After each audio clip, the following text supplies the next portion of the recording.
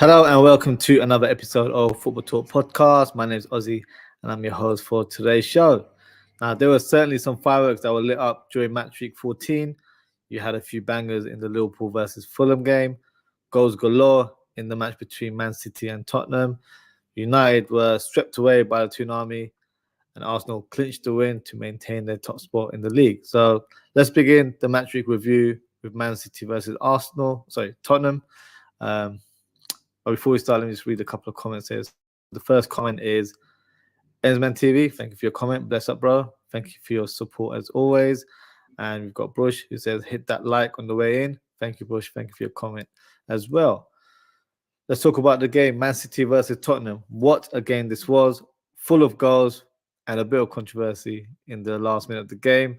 So let's discuss the key moments of the match. So Spurs opened the scoreline in the first, I think it was 6 minutes, as they hit City on their counter-attack.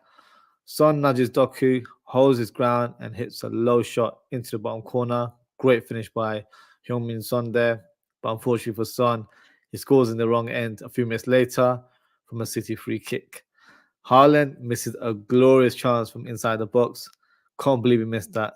You know, that's bread and butter for him. So a missed opportunity for him to get on the score sheet. Doku was so close to scoring after a good run from the left-hand side, but his shot hits the inside of the post.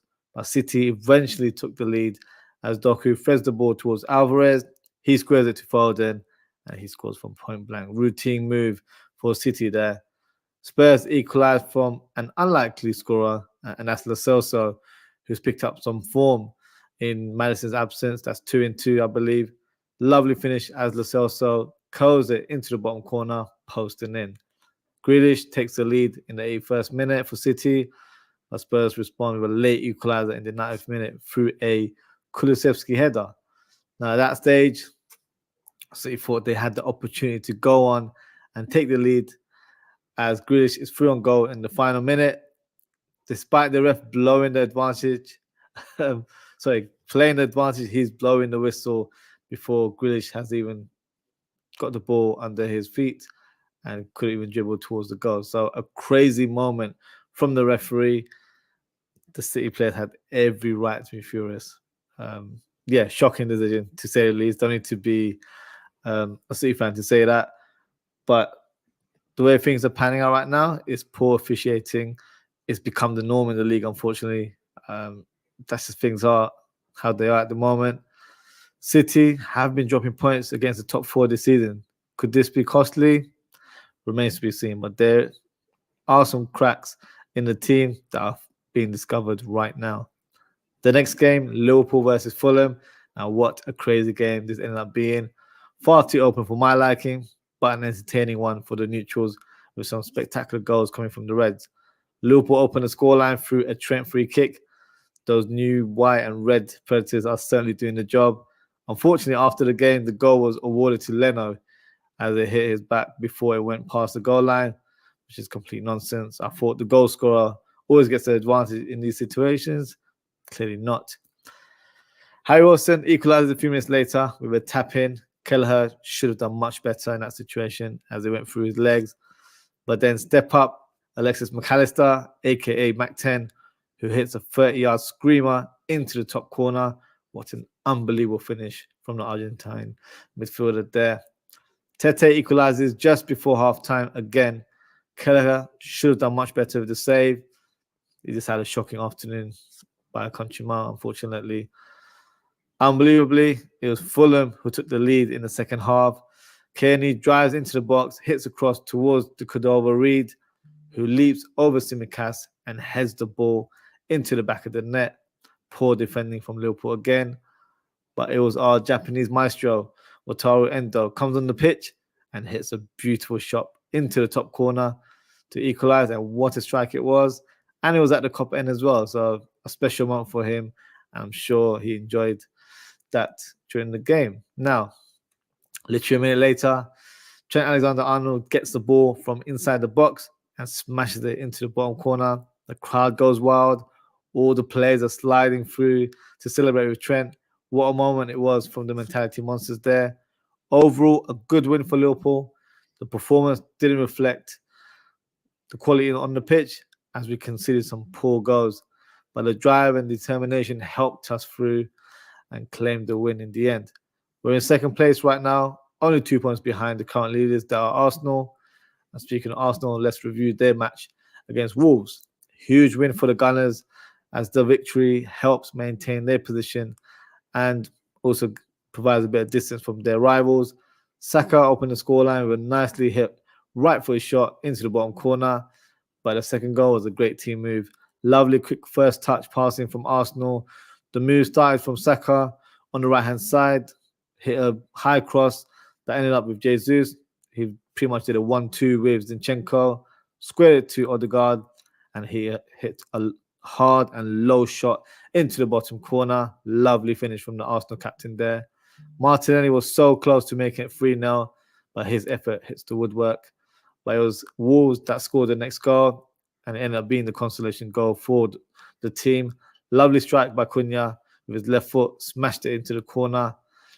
Eddie Nketiah had a chance to score later on in the game, as it was one-on-one with the keeper, but his shot hits the inside of the post. So overall, a good win for Arsenal, and credit to Wolves, who actually made a game of it and might have even got a draw at the end, but Arsenal were victorious at the end.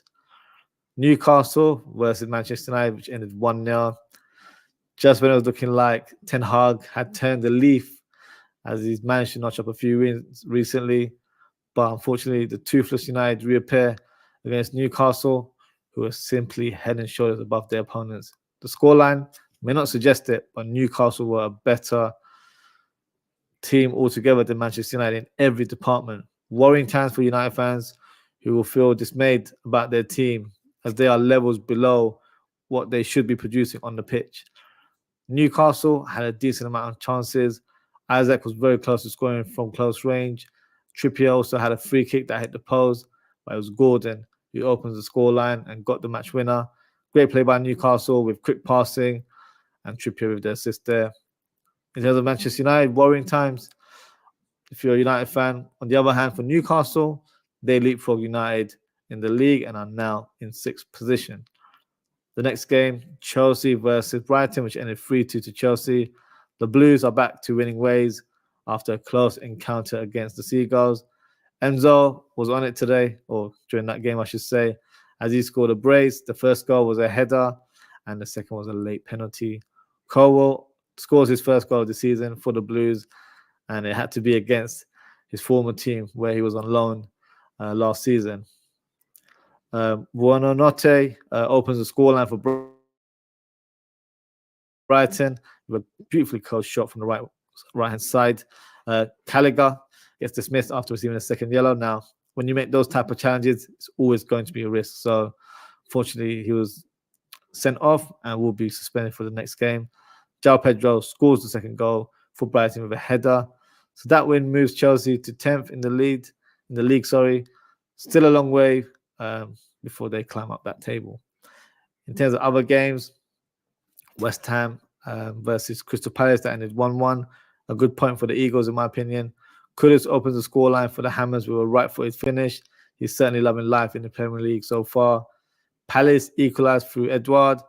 Not the cleanest of strikes, but I'm sure he couldn't care less. Bowen had a late chance with a header to seal the win, but couldn't generate the power to beat Sam Johnston. Bournemouth equalised, or should I say, drew with Aston Villa 2-2. I think out of both teams, Villa will be pleased that they managed to get a point as they were trading in this game. Semenyo opens the scoreline for Bournemouth with a lovely right-foot finish. Leon Bailey equalises with a thunder shot. Solanke puts the Cherries in the lead with a neat finish. By the way, he's been in amazing form for Bournemouth this season. That's his 7th goal in the league, and he's also their top scorer. Speaking of top scorers, Watkins scores the crucial equaliser in stoppage time for Villa. Lovely whipped cross by Diaby from that right-hand side. Next game, Nottingham Forest versus Everton. Close game, but Everton were victorious in the end. The match winner came from Dwight McNeil, who hits a fantastic strike with his left foot. Top corner, simply unstoppable. Despite being deducted with 10 points, Everton are currently 18th with 7 points to their name. A win against Newcastle in their next fixture could get them out of the relegation zone. Not an easy game, of course, but I'm certain that Everton have enough to stay up in the league, as they've shown some good form in recent weeks, and looks like it hasn't stopped, and they're grinding out results right now. The next game, Burnley versus Sheffield United. Sheffield United got slaughtered again in the hands of Burnley. It took them 15 seconds to open the scoreline with a diving header from Jay Rodriguez. Larson gets the second goal with a calm left-footed finish. Ollie McBurney gets a red card after a second yellow. Pretty much elbowed the player in the face in front of the referee. So he's always going to be sent off there. Moroccan striker Amdouni scores a lovely goal with his left foot. Kole Osho gets involved with a low shot goal himself, posting in, and Branhill makes it 5 for Burnley as he smashes it into the corner from distance. Poor display from the Blades, and unfortunately it doesn't get any easier as they face Liverpool this Wednesday. Brentford versus Luton Town ended 3-1. Brentford produced a dominant performance that now moves them into the top half. Goals from Morpay, Ben Mee and Baptiste, and Brown gets the consolation goal for Luton Town. So that's a wrap up of my match week review of the Premier League this week. So let's announce the FPL Manager of the week. So that goes to Randy Taimur, and his team name is called Hitman, and he got 80 points. So well done to you, Randy. You've moved up to 112 in the league, so a good match week for you.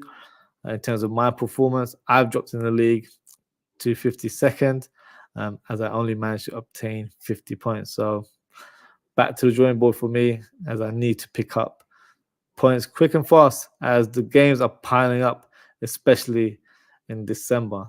So let's have a look at the FPL table and see who's in the top 10. So we'll start here. So in top position is still Nana Osare. He managed to get 63 points this week, so good tally for him. You've got one Ashraf moving up. You've got Ali Asghar Mostaferi moving up to 3rd. Huena Malik dropping to 4th. Jordan Smith moving up to 5th. Then you've got Ibrahim Rashid dropping to 6th. Then you've got Pasuran Mania dropping to 7th. Jake Harrison is climbing up again. He's currently in 8th. And then you've got the special one, Vipin Mohan's team, dropping to 9th. And then you've got Brian Taboo, who I feel like is a new name, into the top 10. He's moved up with his team, Das EFX. So yeah, so that's our league table right now. I'm not sure if you guys are aware, the match week 15 actually starts from tomorrow. So we've got midweek games. So yeah, a lot of games coming up very, very soon. And that's a wrap up for today, guys. So thank you so much for tuning in. Thank you to Ensman TV and Brosh for your comments. If you haven't already, please don't forget to like, comment, share, and subscribe to the channel. This week, full of content. We'll be doing a show pretty much every day. I'm actually doing one straight after the show in 15 minutes where I'll be doing an FC24 episode playing career mode. So if you'd like to tune in, grab yourself a drink and yeah, enjoy myself watching playing against the computer. I got cooked last time, so I'm trying to do better this time. But in terms of my upcoming content, make sure to hit that notification bell on YouTube. You will be notified of any shows that are coming up. Also follow me on social media for all the latest updates. You can follow me at OzzieFTP on Twitter, or you can follow me at Ozzie.ftp on Instagram, Threads, and TikTok.